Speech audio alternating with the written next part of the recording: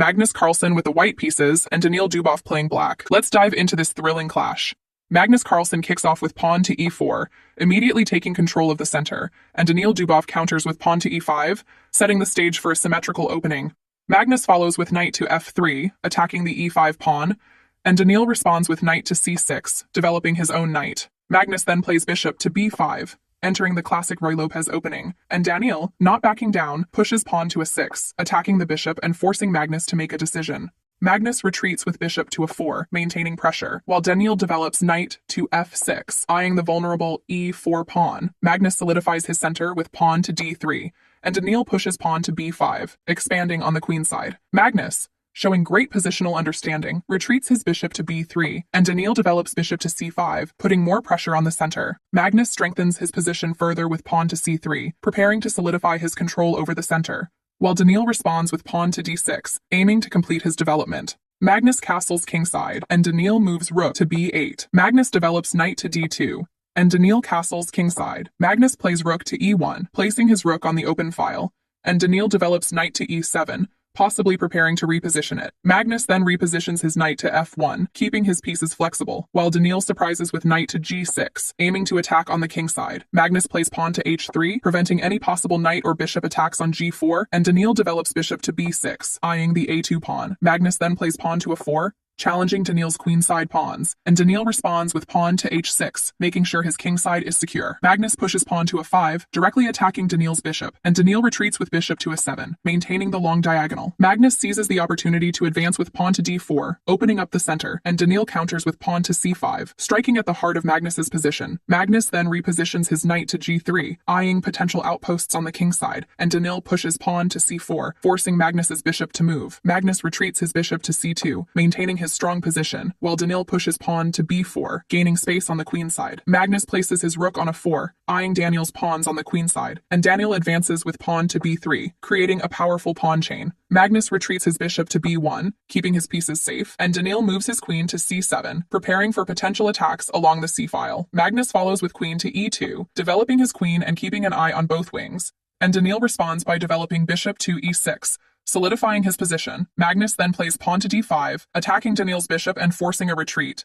Daniil wisely moves his bishop to d7, keeping his defense solid. Magnus seizes the moment and captures the pawn on c4 with a rook, placing intense pressure on Daniil's position, while also threatening his queen. Daniil, feeling the heat, captures the pawn on a5 with his queen, creating a sharp tactical situation. The game is heating up. Magnus, sensing an opportunity, repositions his knight to f5, creating threats on the king side, but Daniil responds by capturing the knight with his bishop on f5. Magnus quickly recaptures with pawn on f5, solidifying his control in the center, but Daniil isn't backing down. He counters by repositioning his knight to f4, bringing more pressure to the board. Magnus wastes no time and captures Daniil's knight on f4 with his bishop, eliminating the threat. Daniil, undeterred, recaptures with pawn on e5, opening up his position and trying to create new chances. Magnus places his rook on f1. Daniil responds by bringing his rook to e8, centralizing his piece and putting pressure on Magnus's position. Magnus then moves his queen to d2, eyeing an offensive plan, but Daniil strikes by capturing pawn on d5 with his queen, forcing Magnus to react. Magnus quickly recaptures the queen on d5 with his own queen, but Daniil responds decisively by taking queen on d5 with knight, creating a material imbalance. Magnus moves his rook to d1,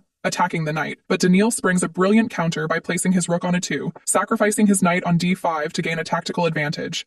Magnus, not missing a beat, captures the knight on d5 with his rook, but Daniil takes pawn on a6 with his bishop, delivering a check on Magnus's king. Magnus moves his king to h1, avoiding the check, but Daniil is relentless. He captures pawn on b2 with his rook, further tightening his grip on the game. With the knight sacrifice in exchange for 2 pawns, Daniil now holds a dangerous passed pawn on b3. The pressure on Magnus's position is mounting, and Daniil's attack on bishop e1 intensifies. Magnus tries to regroup and moves his rook to d1, planning his next defensive move. Daniil remains aggressive, repositioning his bishop to e3, eyeing the king's side of the board. Magnus, looking to disrupt Daniil's plans, places his rook on c6, looking for counterplay, but Daniil is unfazed. He advances his pawn to a5, continuing his push on the queen side. Magnus seizes the moment and captures pawn on d6 with his rook, eliminating a key pawn, but Daniil answers with a move of his own, placing his rook on c2, eyeing Magnus's pawn. Magnus, realizing the growing pressure, he doesn't take the rook, but instead, he repositions his knight to e5, aiming to provide support and counterattack. Daniil, maintaining his calm, plays rook to f8, Magnus, now in a desperate attempt to counter, advances pawn to c4, but Daniil once again moves his rook to e2. Magnus repositions his knight to f3, looking to solidify his position, but Daniil keeps the pressure on with bishop to c5, placing more control on the center. Magnus then places his rook on a6, eyeing Daniil's pawns, but Daniil answers by moving his bishop to b4. Magnus decides to advance with pawn to c5, pushing forward on the queen side, while Daniil moves his rook to c8, looking to challenge Magnus's control. Magnus continues his advance with pawn to c6, gaining space, but Daniil moves his king to f8, preparing for the endgame. Magnus plays king to h2, and Daniil moves his rook to e7, keeping up his solid defense. Magnus then moves his rook to d3, attacking Daniil's isolated pawn, but Daniil counters with rook to c7, keeping the pressure alive on the queen side. Magnus repositions his knight to e5, trying to increase his control over the board, and Daniil pushes pawn to b2, advancing his dangerous passed pawn. Magnus responds with rook to b6, preventing further progress on the queen side, while Daniil moves his king to a7, possibly preparing to move towards the center. Magnus then plays rook to d7, delivering a check to Daniil's king and getting more advantage, and Daniil moves his king to f6, keeping the king safe. Magnus repositions his knight to g4, delivering another check, and Daniil moves his king to g5. Magnus moves his rook to b5, but Daniil moves his bishop to e1, holding strong. Magnus seizes an opportunity and advances pawn to f6, delivering a check, and Daniil moves his king to h4, avoiding the check. Magnus then repositions his knight to e5, and Daniil plays bishop to g3. Magnus moves his king to g1, positioning it for safety, and Daniil pushes pawn to g5, continuing to advance on the king side. Magnus captures pawn on c7 with rook, taking advantage of Daniil's exposed pawns, but Daniil recaptures with rook on c7, keeping his material balance intact. Magnus moves his rook to b7, attacking Daniil's rook, and Daniil moves his rook to ce8, defending his position. Magnus captures pawn on f7 with rook, gaining another pawn and increasing his advantage, but Daniil moves his king to a4, trying to create counterplay. Magnus, sensing the endgame is near, plays rook to h7, preparing for a potential breakthrough, while Daniil advances pawn to g4, pushing forward on the king side. Magnus captures pawn on h6 with his rook, creating more threats, and Daniil moves his king to g5, still fighting for survival. Finally, Magnus moves his knight to f7,